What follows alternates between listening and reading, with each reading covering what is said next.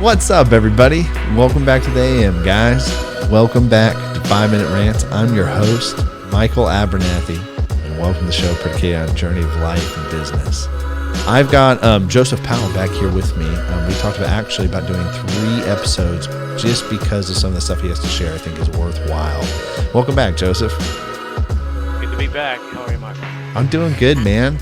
So we talked about, for today, really talking about gross margin and why it's important for a company. Can you dive into that? Yeah, sure. Gross margin is one of my favorite things to talk to customers about. Behind cash flow, it's the thing that I think has the biggest impact on their business.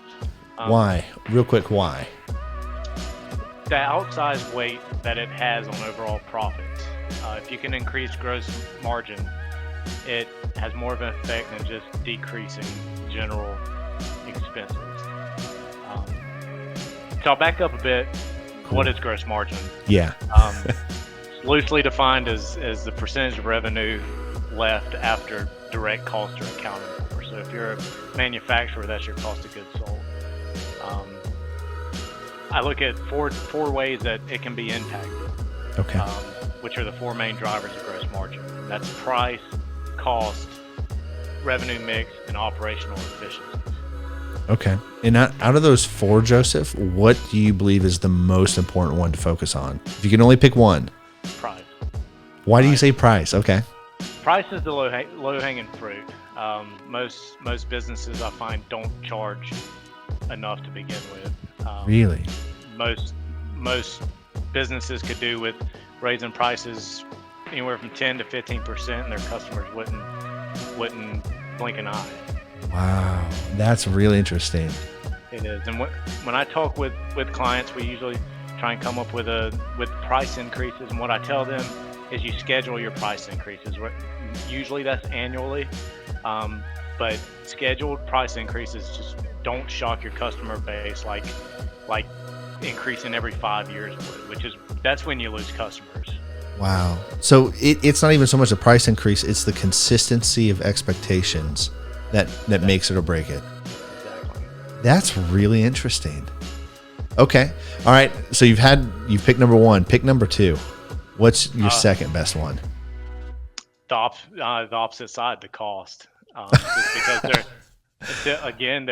there's some low-hanging fruit. I mean, the obvious advice is to ask for a lower price when you're negotiating with vendors.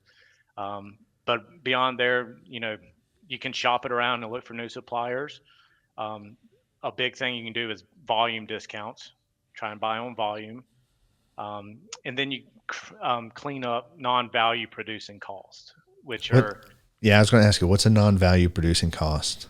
So those are costs that are a product of delivering your product or service, but don't add value to the service. So think like shipping and handling, or credit card processing fees, or in service businesses, even overtime of your employees, I would throw in that category. I'd agree with that statement. That's really good. So getting rid of the stuff that actually doesn't add value to your offering. Exactly. Okay. All right. Number 3. Saving on those costs. Fair enough. Number 3 is revenue mix. It's just about trying to find ancillary services that you can offer. Your core product is going to drive the ship, but margins on the extra services that you can add on to that can really transform your business. Fair enough. And what do you mean by revenue mix? Just kind of describe that as well to define it for everybody. Yeah, so that could be, it could be the initial implementation and then the ongoing services. That's 2 different revenue mix. You have implementation revenue and then you have service revenue. It could be, if you're selling a product, it could be warranty revenue behind that. If you provide a warranty on that. It's insurance. If you sell, I'm thinking of major cell phone manufacturers, they sell insurance on top of it. So. Yeah, that makes sense. That makes sense, man. Thanks for coming on. We're actually at the 5-minute mark. So if you guys are going to have to go do some homework and look about operational efficiencies and how this affects. But man, this was super good. Thank you very much. I appreciate you for coming on, man. Yeah, thanks for having me. Welcome. And we'll do a 3rd episode to complete the series. Sounds good.